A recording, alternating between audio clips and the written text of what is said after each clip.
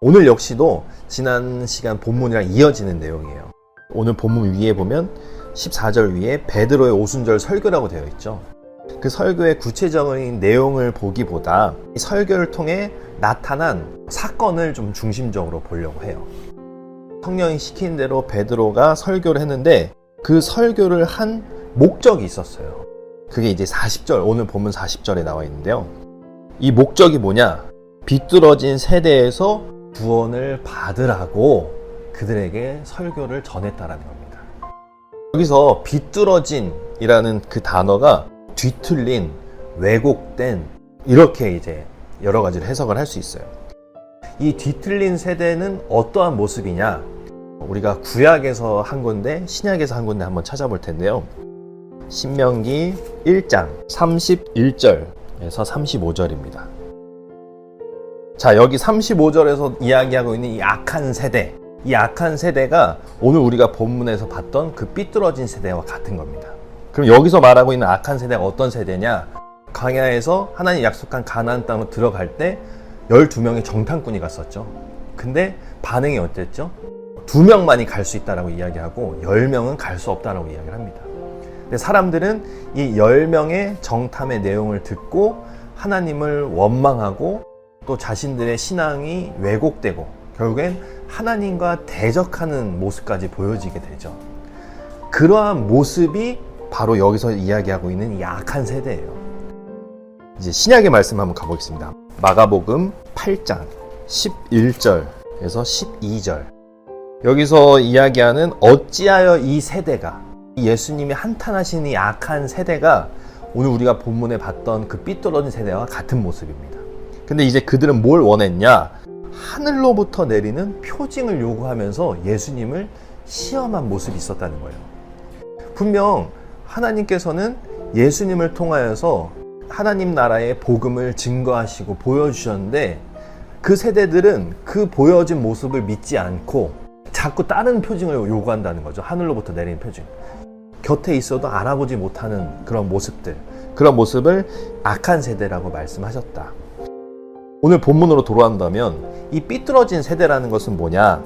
하나님이 함께 하심에도 그 함께 하심을 바라보지 않는 세대, 하나님을 인정하지 않는 세대가 삐뚤어진 세대라고 말할 수 있다는 겁니다.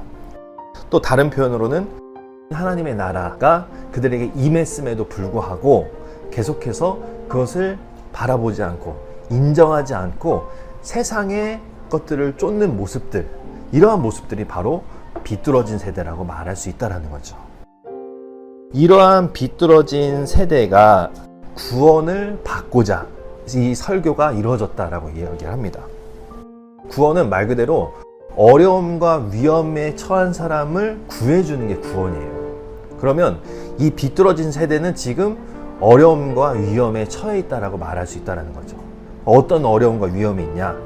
하나님을 떠나 살아감으로써 겪게 되는 어려움이 있다는 거예요. 세상의 것을 쫓음으로써 사람답게 살아가지 못하는 그런 위협이 있다는 거죠. 어려움과 위협으로부터 그들을 구원하고자 성령이 시키시는 그 말씀을 베드로가 선언했다는 겁니다. 그러면 설교를 듣고 나서 어떠한 일이 있었냐? 그들이 이제 변해가는 과정이 오늘 본문에 나오는데 이게 그리스도인이 되는 과정, 하나님의 자녀가 되는 과정과 동일하게 나타나기 때문에, 그리고 예수님이 하나님의 아들이 되는 과정과 동일하게 나타나기 때문에 굉장히 중요하다고 볼 수 있습니다. 우리 오늘 본문에 41절 말씀, 그의 말을 받아들인 사람이 있었다는 거죠. 하나님의 아들로서 살아가는 첫 번째 과정이 복음을 받아들이는 데서 시작된다는 겁니다. 원어의 표현을 보면 그의 말을 기쁘게 받아들였다라고 표현이 되어 있어요. 전 세계에서 유대인들이 다 모였잖아요. 이 절기를 지키기 위해서. 그러니까 얼마나 많은 사람들이 있었겠어요. 그 많은 사람들 중에 약 3,000명이 받아들였다라는 건, 이거는 저는 아무나 받아들였다는 생각 안 합니다. 똑같이 말씀을 들어도 받아들이지 못한 사람들이 더 많았을 거예요. 그의 말을 받아들이는 데부터 이 하나님의 자녀, 그리스도인이 되는 것이 시작됐다. 이게 첫 번째 단계라고 말할 수 있고, 두 번째 단계는 뭘까요? 세례를 받았다라는 겁니다. 침례에서 가장 중요한 게 뭐죠? 바로 돌이킴입니다. 돌이킴. 돌아가는 거죠. 어디로부터 돌아가냐? 이전의 삶으로 가던 내가 유턴을 해서 하나님 나라 방향으로 돌아가는 겁니다. 이 하나님 나라 복음을 기쁘게 받아들였다면 이전의 내가 아닌 하나님의 자녀로서의 삶으로 돌이킨다. 그렇게 돌이켜서 살아간 결과 삶이 이전과는 완전히 달라지는 게 이제 세 번째 단계입니다.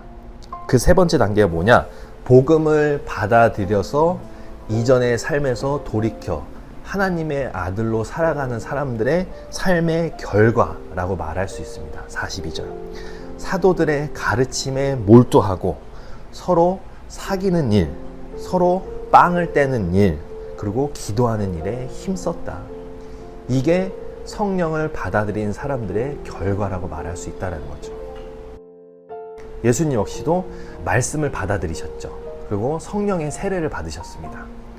너는 내 사랑하는 아들이다, 내가 너를 좋아한다 라는 그 말씀을 받으시고 이전과는 다른 하나님의 아들 예수로 삶의 방향을 돌이키고 하나님의 나라를 선언하고 제자들과 또 그것을 받아들인 사람들과 함께 사귀는 일, 빵을 떼는 일, 기도하는 일을 함께 하면서 하나님 나라를 세워가셨다라고 말할 수 있어요.